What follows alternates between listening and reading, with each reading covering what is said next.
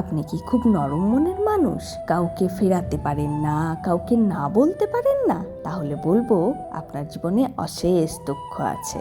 আজকাল আর ওই কাছের মানুষ, নিজের মানুষ, রক্তের সম্পর্ক বলে কিছু হয় না।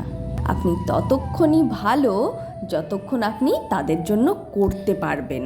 এই যে আজ যাদের কাছের মানুষ বলে দাবি করছেন, কাল যদি তাদের জন্য কিছু করতে না পারেন, তারা তাদের জীবন থেকে আপনাকে ঝেড়ে ফেলতে এক সেকেন্ড ভাববে না। আসলে দোষটা তাদের না, আপনি সরল বোকাশোকা মানুষ, কোনটা ব্যবহার আর কোনটা ভালোবাসা সে তফাৎটা করতে পারেননি। তাই বলবো মানুষকে সাহায্য করুন, তবে নিজের সবটুকু উজাড় করে নয়।